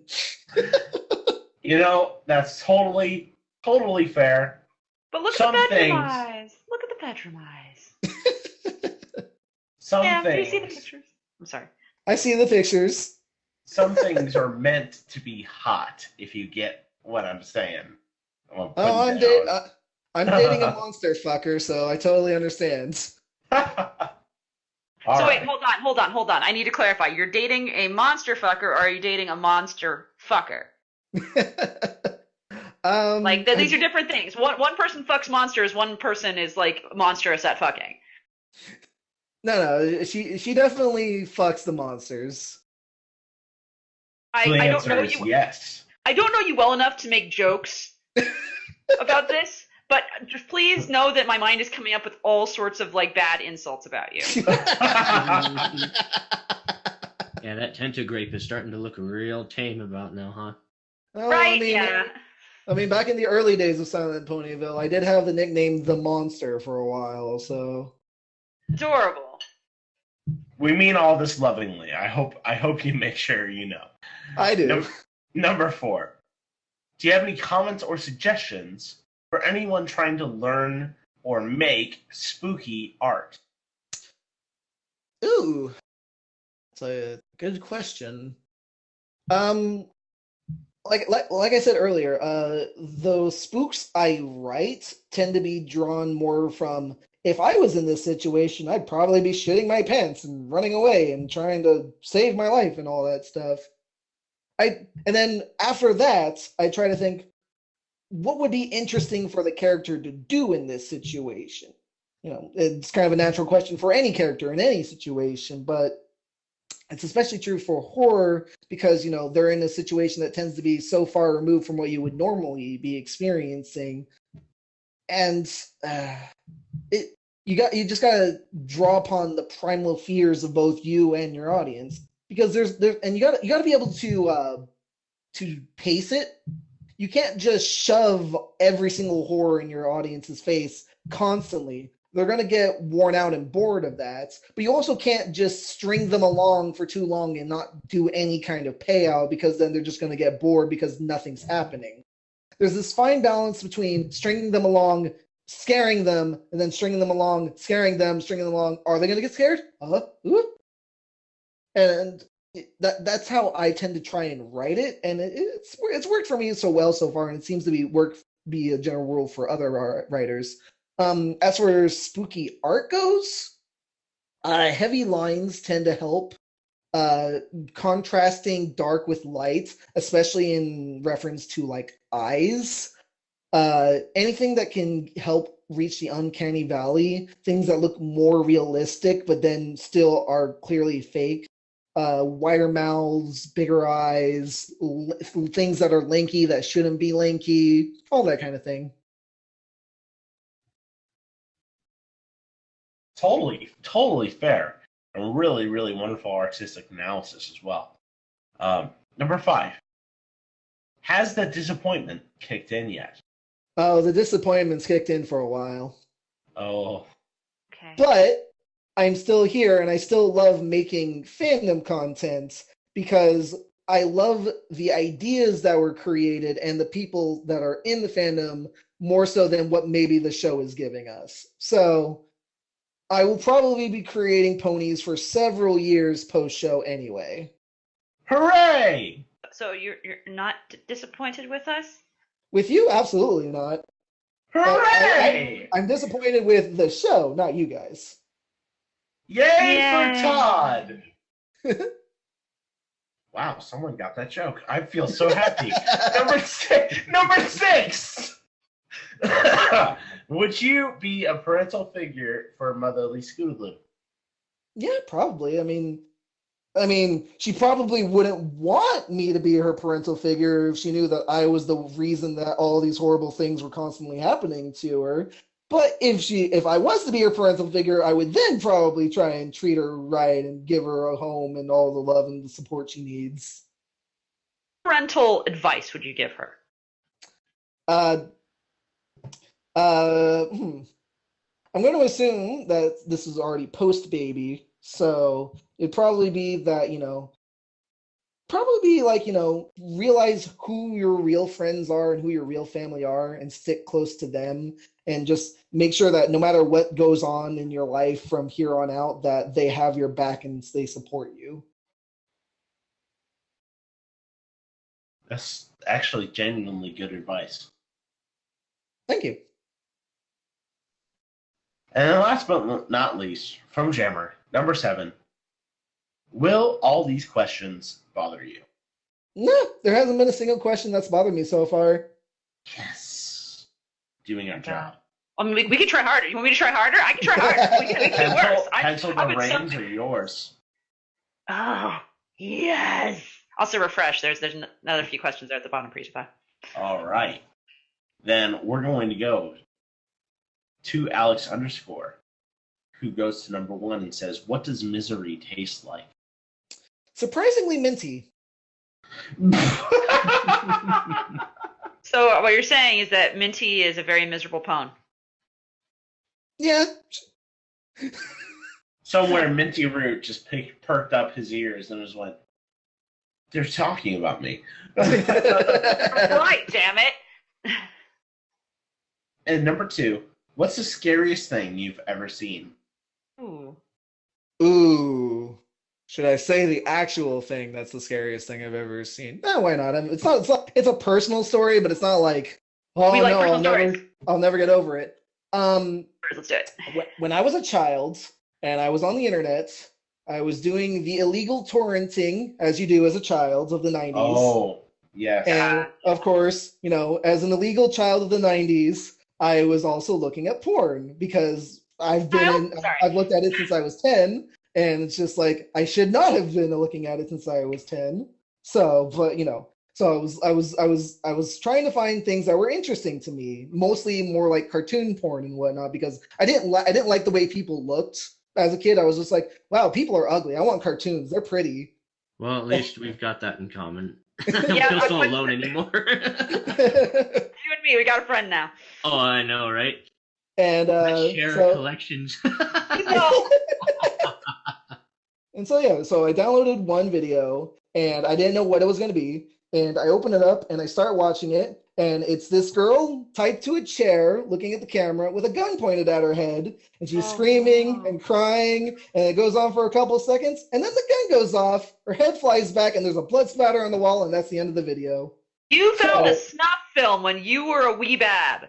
And So it has never left me. I've done research on this. It turns out that video was faked. Oh, I believe it. This is a very, very popular video and a very popular experience that was spread by anti-tourist, anti-piracy groups in the 90s.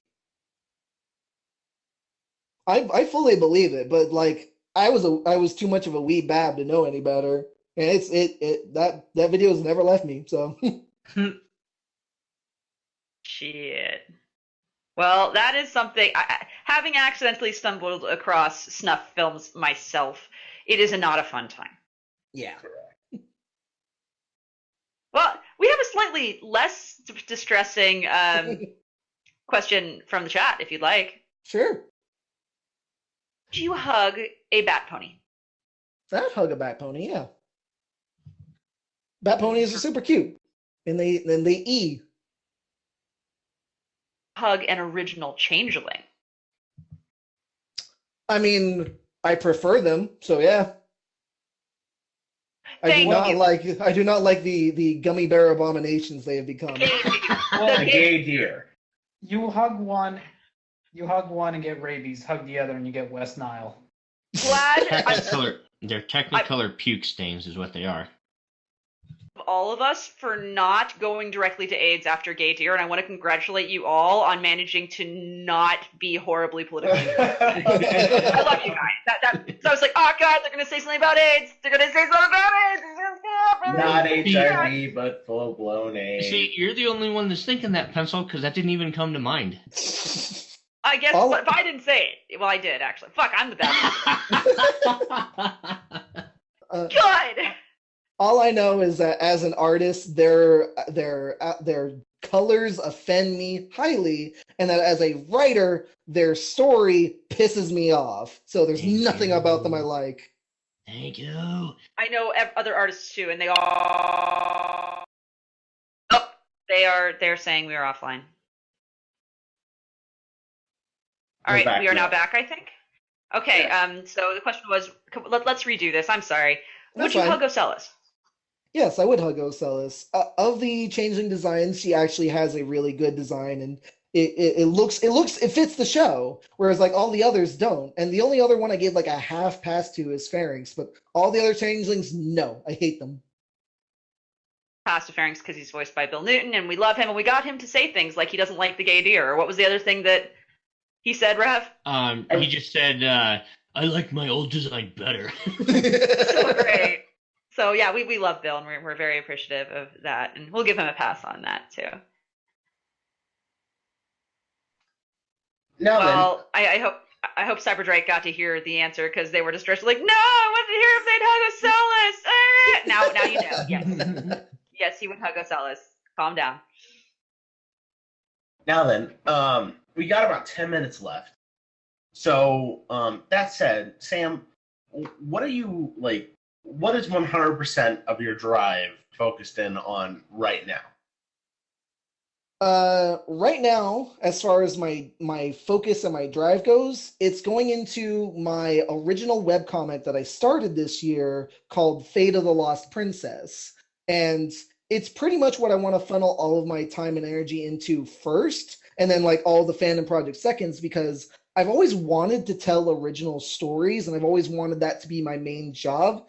Especially since I can actually like market and sell it more so than I could the fandom content, and I can reach a wider audience and affect more people. And like in the same way that like Silent Ponyville or Motherly Scootaloo or Aria's Archives affects people, I can do that with my original stories and reach more people. So I'm putting in so much work and effort into doing that, and it's like it's so rewarding already that I'm just like I can't wait to keep continuing to do this story. That's really awesome. Where would people be able to find that? The website is currently lostprincess.thewebcomic.com, and we are currently just starting chapter 2 of the story right now, so it's actually a good time to jump in. Alex, Link, go, intern, go. Awesome.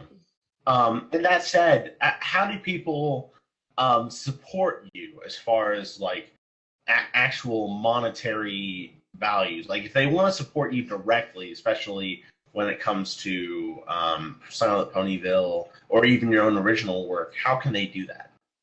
Yes, I have 2 Patreons. I have a fandom and not safe for work focused one, and then I have the original content and safe for work focused one. They link back to each other, so if you check one, you should be able to find a link to the other. The not safe for work and fandom content is patreon.com/SamRose, all one word, super easy. And my original content is patreon.com/Rosework Productions. And if you want to focus more on pony stuff, then SamRose is definitely more your thing. If you want to focus on or support the webcomic, then it's Rosework Productions. But at the end of the day, since they both go to me, I funnel the money from both into making sure I keep both projects updated.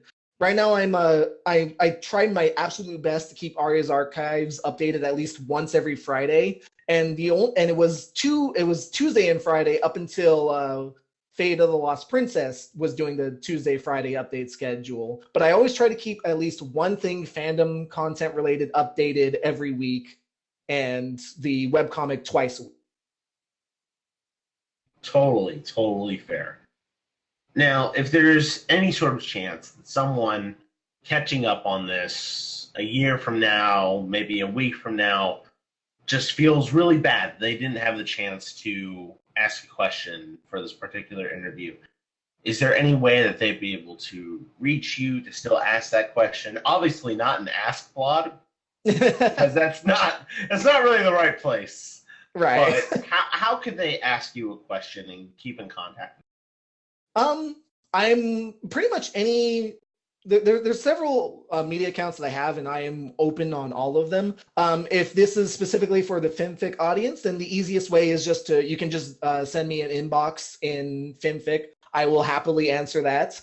If you would like to message me on Tumblr, it is SamRoseModblog at tumblr.com, and I will get you a link for that in just a second. And then I am also, I believe, SamRose on Twitter.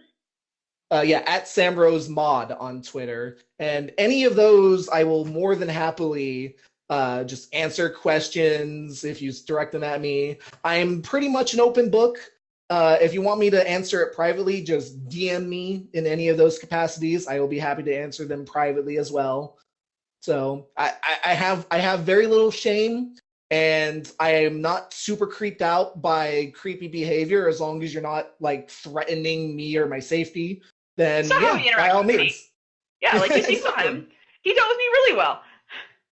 I actually super enjoy the fangirl reactions, kind of. So it's just like, it's super flattering to see people do that for me, and I'm just like, oh, it makes me all warm and fuzzy inside. So don't be afraid to feel like a creepy fangirl around me. I'll probably actually enjoy it. Now then, that said, we still have about 5 minutes. I can't imagine it any better than to hand it over to the fangirl herself, Anon Pencil, to close out the cast. Yay! Because I have a question. Yes. I've been wanting to ask. Stories in the fandom. Where do you think we're at? What do you think of the state of horror on FimFiction, for example? Because I know that I've written a couple myself. Shortage of them. What would you like to see more of? Where do you think we're at right now? What's the big problem? Let us know. That's a good question, because I actually haven't been keeping up that much with horror on FimFic, but I also kind of noticed that when I'm going through and checking for the usual updates, that there's not a lot of horror, and I get the feeling that people don't like writing it that much. Either that, or the few that I do tend to run across that I'm pretty sure I haven't seen any of yours, but the few that I have, especially anything where someone's like, hey, can I write a Silent Ponyville story? I'm like, sure. And then they write a Silent Ponyville and I read it and I'm like, I like the hustle, but this could use some work. And that often ends up being the case of just like a lot of these just kind of need the work. They either fall flat in the technical writing aspect or they fall flat on the idea. And I don't want to force anyone to write something outside of their comfort zones, but like sometimes it can help, especially anyone who's suffering from like depression or other mental illness thoughts, that writing horror can be a way to let them out. And as long as you stay genuinely true to those feelings of fear and anxiety and you put them on paper, they'll reflect to everyone else. The problem is that not enough people are willing to put those actual emotions on the paper, and they just want to go with a story idea, which is fine for anything else, but horror's got to be felt at its core, or else you're going to lose your audience. If I can make just a mild interjection, yeah, I feel like the state of FimFiction has very, very widely turned into kind of the 3 C's, which is cuteness, comedy, or clop, which makes it really, really difficult for things like original horror to stand out, and on top of that, build a fandom community around it. So I don't think it's necessarily that there isn't those horror things out there that are really, really great. or could even compare it to Silent Ponyville, but it doesn't necessarily have a base to rally around that is organized enough to really praise what is valid in the current horror scene on Fanfic. Yeah, I could agree with that. And a lot of the early horror as well kind of was just like trying to play off of the popularity of cupcakes in the first place. And I was like, I didn't like cupcakes. I read a Slender Pony fic that I didn't like because it just kind of like petered out and didn't really emphasize the horror of what Slender Man is. And I was just like, I want to write a story that actually grips people and can use these concepts and make them make sense and be horrifying. And that's why, you know, Pink Amina from Cupcakes is in Silent Ponyville, but makes sense for how she would reach that conclusion, but also why Pinky would fight against it. And, you know, Slender Pony just, you know, the terror of just him being him. So, like, that's how those elements ended up incorporated in the fic in the first place.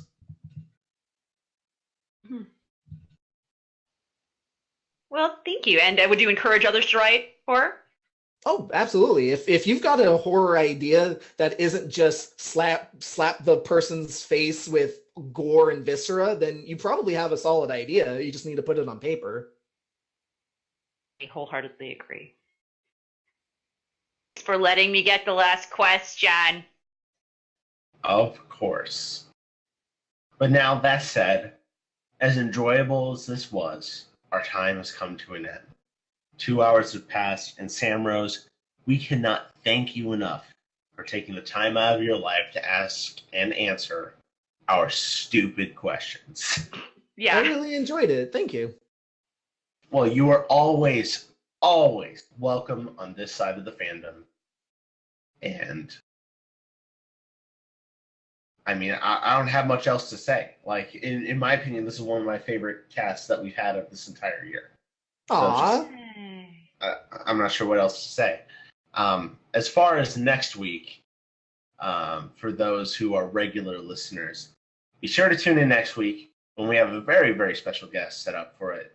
And my Google Doc is lagging, and it's really, really bad. While you do that, do you have any final messages to say to your fans or haters out there? Sorry if I feel like I disappear from certain platforms for long periods of time. I promise I'm still around. You just gotta poke me.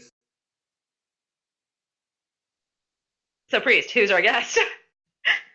Now we need to reach back out and make sure that everything works out fine. Because, you know, when you're at BabsCon, you have a little bit of the drinky. Sometimes you promise things that you can't keep. But what we have slated down is Dusty Cat. Dusty Cat is joining us next week, and he'll be back for the returning of the manliest brony. So then, until next week, this has been the Barcast with Anon Pencil, Enigmatic Otaku, I'm in the silent zone. Milk, Ravage, Jump scare. our amazing guest, SamRose. Thank you. And my name is Silent Flutter Priest. See you next week. You don't have anything better to do. Please come see us. We miss you. Oh my God. Please come see us. We'll be drinking. It'll be great.